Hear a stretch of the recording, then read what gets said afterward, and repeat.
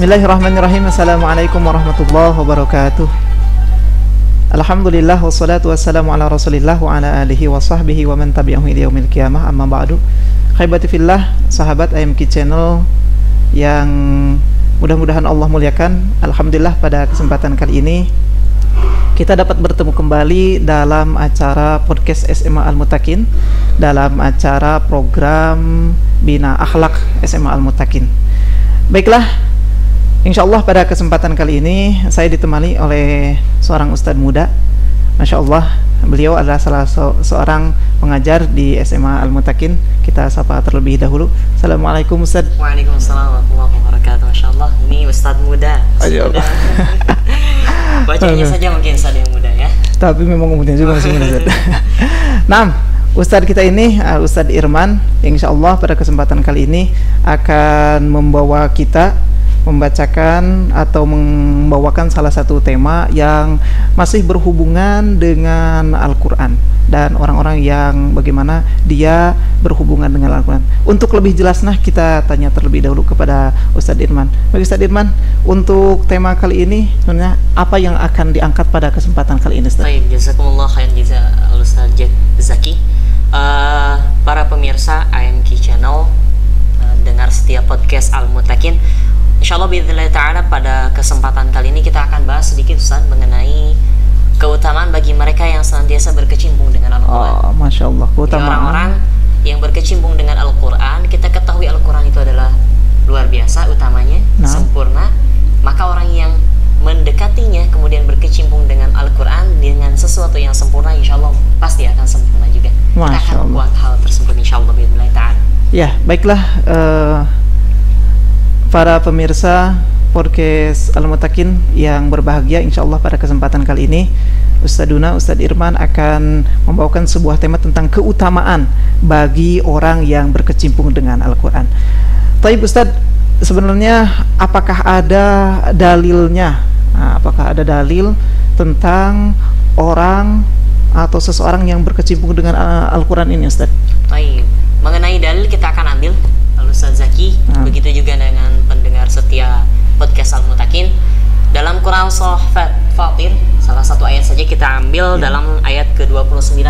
Allah Subhanahu wa taala pernah mengutarakan di dalam Al-Qur'an, A'udzu billahi minasyaitonir rajim, innal ladzina yatluna kitaballah wa aqamus shalah wa anfaqu mimma razaqnahum sirran wa 'alaniyah yarjuna tijaratan lan tabur.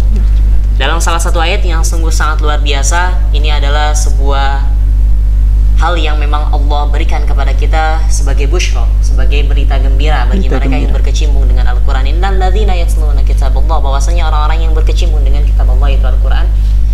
Wa aqamus shalah, dan mendirikan shalah, wa anfaqu mimma razaqnahum sirran wa 'alaniyah, kemudian menginfakkan dari harta yang Allah berikan sirran wa 'alaniyah, dengan sembunyi-sembunyi maupun terang-terangan. Yarjuna tijaratan lan tabur, mereka sedang berada dalam perniagaan dengan Allah Subhanahu wa taala, perniagaan yang tidak akan pernah mendapatkan kata rugi.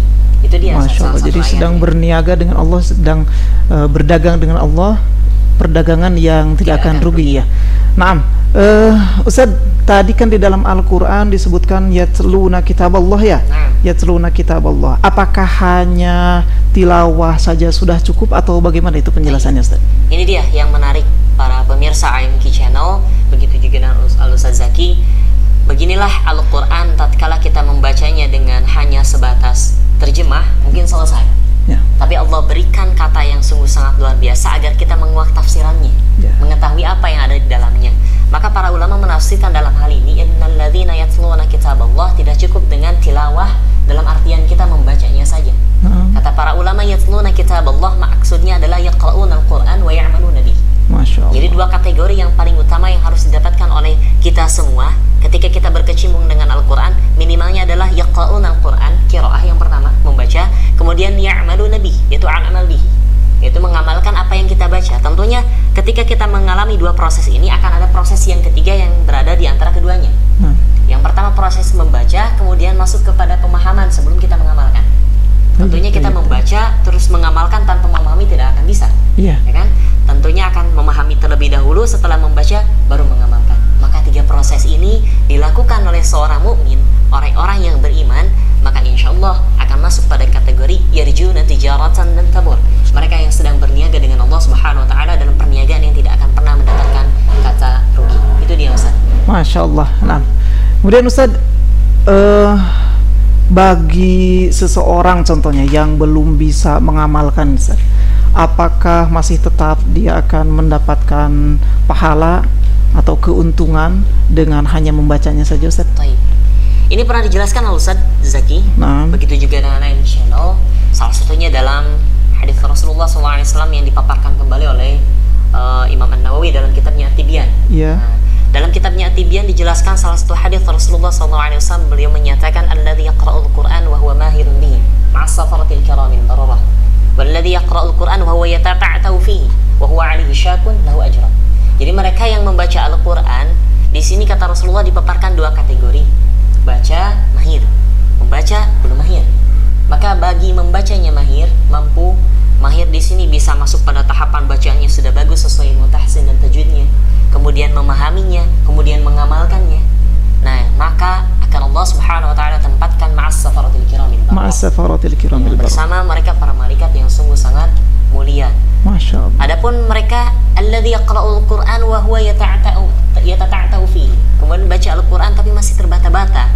Walaupun terbata-bata, ini AMK Channel, para pemirsa, penonton setia, wa huwa 'alaihi syakun, kemudian ada kesulitan yang didapatkan ketika proses membacanya, memahaminya, apalagi mengamalkannya. Kata Rasulullah SAW, lahu ajran. Lahu ajran. Ya, Allah Subhanahu wa taala akan memberikannya dua ganjaran pahala yang sungguh sangat luar biasa. Tidak akan rugi. Ini tidak bukti bahwasanya yarjuna tijaratan dan tabur, dalam perniagaan yang tidak akan rugi ini seperti ini. Ya. Tidak rugi sama sekali, dan senantiasa mendapatkan keluar biasaan, keistimewaan dan keutamaan dari Allah Subhanahu wa taala. Itu yang sedikit. Masya Allah. Nah, Taib. Kemudian Ustaz, dalam ayat Al-Quran yang tadi ya, nah, itu disebutkan yarjuna tijaratan lan tabur. Nah, bahwa orang yang berkecimpung dengan Al-Quran itu adalah orang yang istilahnya mengharapkan perniagaan yang tidak akan rugi. Bisa dijelaskan lebih dalam, Ustaz, maksud dari perniagaan yang tidak akan rugi? Kan tadi dijelaskan ya, kalau perniagaan yang tidak akan rugi seperti tadi, kemudian ada penjelasan yang lainnya tidak, Ustaz? Taib. Kita akan kuak sedikit juga dengan tambahan-tambahan penjelasan dalam hadis-hadis yang lainnya yang membuktikan bahwasanya orang yang berkecimpung dengan Al-Quran yarjuna tijaratan dan tabur, sedang mengharapkan sebuah perniagaan dengan Allah Subhanahu wa taala, tijaratan dan tabur, perniagaan yang tidak akan pernah merasakan kata rugi atau lan taksud, yang tidak akan rugi sama sekali kata para ulama. Salah satunya juga Rasulullah SAW pun pernah menjelaskan dalam hadisnya, man qara'a harfan min kitabillah falahu hasanah wal hasanatu bi asyri amsalihha. Dalam sebuah hadis Rasulullah menyatakan, barang siapa yang membaca Al-Qur'an satu huruf, man qara'a harfan min kitabillah falahu hasanah, maka baginya kebaikan, wal hasanatu bi asyri amsalihha. Taib, ini sungguh sangat luar biasa jelasnya. Ketika kita membaca Al-Quran, membaca satu huruf, kata Rasulullah, maka baginya satu kebaikan yang bernilai 10 kebaikan di sisi Allah Subhanahu wa taala. Kemudian ketika kita membaca 3 huruf, kita dapat 30 kebaikan. Masya Allah. Kita membaca satu surat, kita baca, berarti kita mendapatkan ratusan kebaikan. Kita membaca satu Al-Quran, kita mendapatkan ribuan kebaikan. Dan ketika kita membaca 30 juz, maka berapa jam yang kita habiskan? Kalau kita bisa melihat, Al-Ustaz, ini ada di antara rekan kita yang pernah menyelesaikan Al-Quran setelah sholat subuh, kemudian jam 3 saat sholat asar selesai. Berarti sekitar 9 jam menyelesaikan Al-Quran 30 juz. 9 jam dari waktu yang ditempuhnya untuk dihabiskan berkecimpung dengan Al-Quran, dia mendapatkan jutaan kebaikan yang Allah berikan kepadanya. Maka ini bukti bahwasannya beliau sedang berniaga dengan Allah Subhanahu wa taala, perniagaan yang tidak akan rugi. Orang tersebut meluangkan waktunya, meluangkan keringatnya, meluangkan pikirannya, konsentrasinya untuk bersama Al-Quran yang Allah titipkan kepadanya. Kemudian Allah limpahkan dari waktu tersebut, semua diganti yang merupakan modal dengan pahala atau bayaran yang sungguh sangat luar biasa, yaitu surga. Bahkan kalau kita mau menguak kembali ya Ustaz, ada dalam hadis yang lainnya, ini yuqalu li sahibil Quran, kata Rasulullah SAW, dikatakan bagi sahabat Al-Quran nanti, para pemirsa AMK Channel, sungguh sangat luar biasa. Dalam hadisnya Rasulullah menyatakan, iqra, bacalah, warqi, kemudian naiklah, warattil, kemudian bacalah dengan tartil, kama kunta tarattil fid dunya, sebagaimana engkau telah membacanya ketika di dunia. Fa inna manzilataka 'inda akhir ayatin taqra'uha, sesungguhnya manzilah, tingkatan surga seseorang, kata hadis dalam kata Rasulullah SAW dalam hadisnya, 'inda akhir ayatin taqra'uha, itu tergantung pada ayat terakhir yang dibacanya ketika di dunia. Semakin banyak bacaan kita, semakin kuat hafalan kita, maka semakin tinggi tingkatan surga yang akan kita tempati. Mudah-mudahan Allah Subhanahu wa taala menempatkan kita pada surga yang paling tinggi. Amin, amin. Itu mungkin Ustaz diantaranya. Masya Allah. Nah, itulah banyak sekali tentang keutamaan orang yang berkecimpung dengan Al-Quran ya Ustaz ya. Kemudian Ustaz, kalau melihat dari ayat tadi surat Fatir ayat 29 ya, bahwa di sana disebutkan innal ladzina yatluna kitaballah wa aqamus shalah wa anfaqu mimma razaqnahum sirran wa alaniyah. Tentunya dalam berniaga dengan Allah yang tidak ada ruginya, menurut ayat Al-Quran ini bukan hanya orang yang membaca Al-Quran saja, benar Ustaz? Ya, betul. Yang sedang berada dalam perniagaan yang tidak akan mendapatkan kata rugi itu bukan hanya tilawah saja. Nah, ya, tilawah dalam artian tadi para pemirsa IMK Channel membaca, kemudian memahami, kemudian mengamalkan. Nah, tapi ada kata lain yaitu waqamus shalah. Dibacakan tadi oleh Ustaz Zaki, waqamus shalah, mendirikan salat. Jadi bukan hanya melaksanakan salat dan selesai. Nah, tetapi Allah menyematkan dalam katanya waqamus shalah, al-iqamah. Al-iqamah. Iya. Al-iqamah bukan al-ta'diyah, ada yu'addi ta'diyah, bukan, tapi al-iqamah, mendirikan salat. Jadi semua poin-poin dalam salat didirikan dalam kehidupannya. Masya Allah. Bagi orang-orang yang mampu mendirikan semua poin-poin yang ada di dalam salat dalam kehidupannya, maka ini juga mereka sedang berada dalam perniagaan dengan Allah Subhanahu wa taala, perniagaan yang tidak akan pernah mendapatkan kata rugi. Kalau kata para ulama dalam tafsirannya wa aqamus shalah itu wadawamu 'ala sholati fi awqatiha. Jadi wa aqamus shalah yaitu mereka yang mendawamkan shalah fi awqatiha, pada waktunya. Ketika Allah kumandangkan adzan, Allah panggil, Allah suruh orang-orang beriman, kemudian sesegera mungkin mereka melaksanakan salat, memenuhi panggilan Allah Subhanahu wa taala. Maka orang-orang seperti ini yang tentunya berada dalam perniagaan dengan Allah Subhanahu wa taala, perniagaan yang tidak akan pernah rugi. Bahkan Rasulullah SAW pun pernah ya Ustaz menjelaskan keutamaan bagi mereka yang senantiasa menjaga seruan Allah Subhanahu wa taala. Allah seru kemudian memenuhinya. Allah seru memenuhinya. Dalam sebuah hadis pernah Rasulullah SAW ditanya, ayyul amal ahabbu ilaika? Ayyul amal ahabbu ilallah. Jadi amalan apa yang paling dicintai oleh Allah Subhanahu wa taala? Kemudian Rasulullah SAW menjelaskan dalam hadisnya, salah satunya adalah as-salatu ala waqtiha. Salat yang didirikan pada waktunya. Maka bagi pemirsa IMK Channel, ketika Allah seru, tingkatan keimanan kita tatkala bagus, maka kita akan segera mungkin memenuhi seruan Allah Subhanahu wa taala. Maka itu dia diantaranya Ustaz mengenai tafsirannya, bukan hanya yatluna kitaballah tapi wa aqamus shalah, orang yang mendirikan salat ya. Ustaz, orang yang mendirikan salat, apakah ada keterangan atau hadis lain tentang, memang banyak ya tentang keutamaan salat ini, diantaranya yang Anda tahu itu salat adalah amal yang paling utama dan pertama yang nanti akan dihisab oleh Allah Subhanahu wa taala. Bisa dijelaskan tentang hadis itu Ustaz? Dalam hadis Rasulullah kurang lebihnya kama qala Rasulullah sallallahu alaihi wasallam, inna awwala ma yuhasabu 'indal 'abdi as-shalah. Bahwasanya hal yang paling pertama dihisab dari seorang hamba adalah as-shalah, yaitu salatnya. Apabila salatnya baik, maka baik pula seluruhnya. Mengapa? Karena dalam salat itu pada hakikatnya kalau kita mau menengok, itu banyak poin-poin yang membuktikan bahwasannya kita mampu mengaktualisasikan dalam kehidupan kita baik. Ketika kita takbir, kemudian mengangkat tangan kita, kalau dalam sebuah buku yang pernah saya baca pemirsa IMK Channel, ini sebagai bukti kita menyerahkan diri kepada Allah Subhanahu wa taala. Kemudian kita menempatkan tangan kita dan menghadapkan wajah kita kepada Allah Subhanahu wa taala, ini sebagai bentuk kita bersiap. Bersiap menerima semua yang Allah Subhanahu wa taala perintahkan kepada kita semua. Masya Allah. Jadi ketika kita sholat dengan sholat yang benar, itu penjelasannya itu akan membuktikan bahwasannya kita siap untuk mengaktualisasikan semua yang Allah perintahkan. Itu otomatis awwalu ma yuhasabu 'indal 'abdi as-shalah. Kalau salatnya baik dengan mengaktualisasikan semua yang Allah perintahkan dalam sholatnya dalam kehidupannya, maka insya Allah hisabnya ke sananya akan mudah.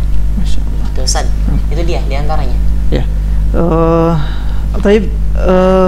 Para pemirsa podcast AMQ dalam program Bina Akhlak ini, tadi sudah disebutkan yang harus kita perhatikan diantaranya kita sedang berniaga dengan Allah Subhanahu wa Ta'ala, dan supaya perniagaan itu, kalau sesama manusia mungkin ada untung ruginya saja, tapi kalau dengan Allah, insya Allah kita akan untung terus, akan untung terus. Di antaranya dalam berniaga yang pertama adalah itu yatluna kitab Allah. Kemudian yang kedua wa aqamus shalah. Tadi sudah dijelaskan bagaimana makna dari yatluna kitab Allah, kemudian wa aqamus shalah. Kemudian yang ketiga Ustaz, ini ada wa anfaqu mimma razaqnahum sirra wa alaniyah. Mungkin bisa dijelaskan makna atau tafsiran dari wa anfaqu mimma razaqnahum sirra wa alaniyah, sehingga kesananya kita yarjuna tijaratan lam tabur. Baik. Barakallahu fiik Ustaz Zaki. Pemirsa AMQ Channel, sekarang poin yang ketiga nih. Poin yang ketiga. Ustaz. Untuk ayat 29 dalam Quran surah Fatir, Allah menjelaskan mereka yang berkecimpung dengan Al-Quran, mereka yang mendirikan poin-poin salat dalam kehidupannya, dan yang ketiga adalah mereka yang menginfakkan dari harta yang Allah Subhanahu wa Ta'ala titipkan. Ingat itu, harta adalah titipan dari Allah Subhanahu wa Ta'ala, bukan sesuatu yang menjadikan kita kekal, tapi titipan dari Allah Subhanahu wa Ta'ala. Kemudian menginfakkannya, menginfakkan dalam dua kategori, sirron wa alaniyah, dalam sembunyi-sembunyi, wa alaniyah, dan juga terang-terangan. Maka orang yang seperti ini yang akan senantiasa mendapatkan kategori berkecimpung dalam perniagaan dengan Allah Subhanahu wa Ta'ala, perniagaan yang tidak akan pernah rugi. Kata para ulama, yang dimaksudkan dengan wa anfaqu mimma razaqnahum sirran wa alaniyah adalah wa anfaqu mimma razaqnahum min anwa'in nafaqat al-wajibah wal mustahabbah sirran wa jahran. Jadi kata para ulama, yaitu mereka menginfakkan dari apa-apa yang Allah rizkikan kepada mereka, min anwa'in nafaqat, dari macam-macam infak, sedekah, al-wajibah wal mustahabbah, yang memang sifatnya wajib harus dikeluarkan, wal mustahabbah, dan juga memang dicintai sunnah untuk dikeluarkan. Ketika punya harta kemudian mengalokasikan untuk kehidupan yang cukup dan masih ada harta masih banyak, itu dia akan berpikir untuk mengedepankan sedekah yang bersifat wajib dan sedekah yang bersifat juga itu mustahab untuk dirinya. Jadi mereka tidak akan terlalu cinta dunia, habis-habisan dalam dunia. Dan cara menginfakannya itu ada dua.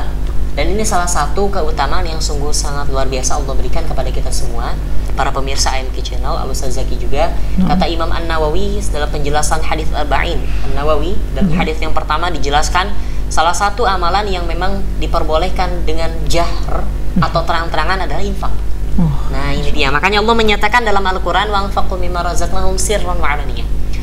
Jadi bisa kita menginfakkan harta kita secara sirron, secara sembunyi-sembunyi pada malam hari, tidak ada yang mengetahui, hanya kita dengan Allah Subhanahu wa Ta'ala.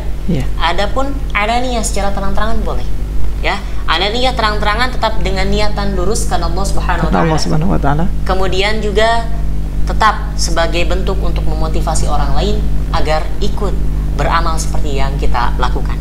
Itu Ustaz diantaranya. Bahkan Rasulullah SAW pun menjelaskan ini bentuk sedekah sangat luar biasa. Kata Rasulullah, was sedekah tu burhan. Jadi yang namanya sedekah itu, pemirsa AMQ Channel, kata Rasulullah, burhan. Burhan itu sebagai bukti keimanan seseorang adalah sedekah.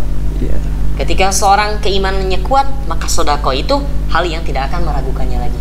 Itu dia Ustaz mungkin. Untuk penjelasan yang ketiga, yang merupakan poin yang mana orang tersebut akan berkecimpung dengan perniagaan dengan Allah Subhanahu wa Ta'ala, perniagaan yang tidak akan pernah mendapatkan kerugian. Ya, baik akhibati fillah, itulah penjelasan dari surah Fatir tadi saja. Surah Fatir ayat 29, bahwa ada beberapa amalan yang jika kita melakukan amalan tersebut seperti kita berdagang dengan Allah Subhanahu wa Ta'ala, pasti perniagaan itu tidak akan rugi dan akan mendapatkan keuntungan yang besar. Di antaranya adalah yang pertama, orang yang yatluna kitab Allah, orang yang membaca Al-Quran. Bukan hanya membaca tadi disebutkan ya, tetapi juga mengamalkannya. Sebelum kita mengamalkannya, pasti kita harus memahaminya terlebih dahulu. Kemudian yang kedua, orang yang waqamus shalah, orang yang mendirikan sholat. Bukan hanya melaksanakannya, tapi mendirikan sholat. Kemudian kita bisa mengaktualisasikan apa yang ada di dalam sholat itu dalam kehidupan sehari-hari. Sehingga kita tanha anil fahsya'i wal munkar yang disebutkan Allah dalam Al-Quran itu bisa terbukti jika seseorang sholatnya dengan benarnya. Kemudian yang ketiga adalah wa'anfaku mimma razaqnahum sirra wa alaniyah. Orang yang berinfak sirra wa alaniyah, baik dalam keadaan sepi ataupun dalam keadaan terang-terangan. Baik, ahibati fillah, pertanyaan terakhir nih Ustaz. Ya, silakan Ustaz. Kan ada sesuatu yang dilarang oleh Allah Subhanahu wa taala, contohnya sifat hasad nih Ustaz. Ya, apakah kita boleh tidak nih hasud terhadap beberapa golongan ini? Taib. Para pemirsa IMK Channel, Al-Ustaz Zaki juga, ini para ulama sudah menjelaskan mengenai hasud. Hasud pada hakikatnya tidak boleh sama sekali. No. Tapi Rasulullah SAW pernah menjelaskan dalam sebuah hadisnya, la hasra illa fi thnataini, kata Rasulullah. Tidak ada hasud kecuali dalam dua perkara. Yang pertama adalah rajulun atahullahul Qur'an fa huwa yaqumu bihi ana al-laili wa ana an-nahar. Yang pertama adalah laki-laki yang Allah Subhanahu wa taala berikan Al-Qur'an. Allah amanahkan Al-Qur'an dalam dirinya. Kemudian yaqumu bihi ana al-laili wa ana an-nahar. Mengaktualisasikan poin-poin yang ia baca, ia fahami dalam kehidupannya sepanjang waktu. Dan yang kedua adalah warajulun atahullahu malan fahuwa yunfiquhu ana al-laili wa ana an-nahar. Kemudian laki-laki yang Allah Subhanahu wa taala berikan harta, kemudian laki-laki tersebut menginfakkan hartanya di jalan Allah Subhanahu wa taala ana al-laili wa ana an-nahar, setiap waktunya, sepanjang waktu. Ini dia dua golongan yang dibolehkan kata para ulama untuk mendapatkan kata hasud. Jadi boleh kita iri terhadap mereka. Tapi para pemirsa IMK Channel, para ulama membedakan antara hasad dengan ghibthah. Nah, ini ada istilah lain. Jadi kata para ulama diperbolehkan itu ghibthah, bukan hasud. Jadi makna dari hasud di sini adalah ghibthah. Nah, ghibthah itu apa? Kalau ghibthah itu adalah kita iri dengan apa yang dimiliki orang lain tanpa menginginkan apa yang dimiliki oleh orang lain itu hilang dari mereka. Sedangkan hasud itu kita iri dengan apa yang dimiliki oleh orang lain dan menginginkan apa yang dimiliki oleh orang lain itu hilang dari mereka. Nah, itu yang tidak boleh.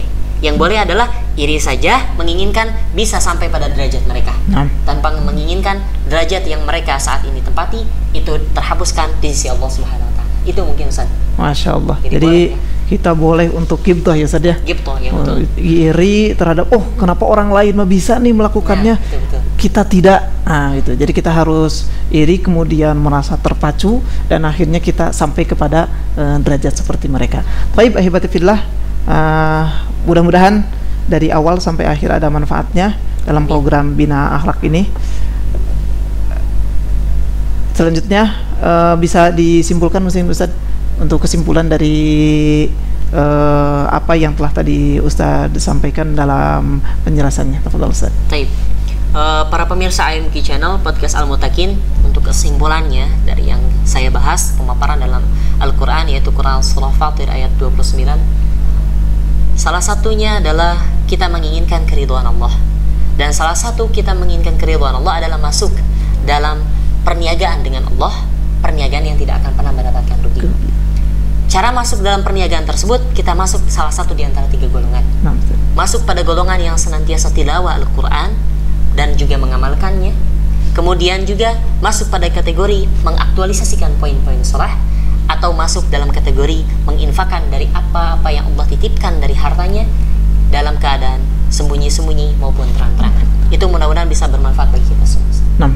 Jazakumullah khairan ila Ustaduna Ustaz Irman yang telah menyampaikan materi tentang keutamaan orang yang berkecimpung dengan Al-Quran, yaitu akan mendapatkan tijaratan lan tabur, ya, perniagaan yang tidak akan rugi. Mudah-mudahan kita semua para pemirsa podcast IMK bisa melaksanakan semuanya, bisa menjadi orang yang selalu membaca Al-Quran, kemudian kita juga bisa mengamalkannya, kemudian orang yang merealisasikan apa yang ada di dalam sholat, kemudian menjadi orang yang berinfak sirra wa alaniyah. Baik, ahibati fillah, mungkin itu saja yang dapat kami sampaikan pada kesempatan kali ini. Mudah-mudahan ada manfaatnya dan mohon maaf atas segala kesalahannya. Mari kita semua tutup dengan doa kafaratul majlis. Subhanakallahumma wa bihamdika asyhadu an la ilaha illa anta astaghfiruka wa atubu ilaik. Wassalamualaikum warahmatullahi wabarakatuh. Jazakumullah khairan.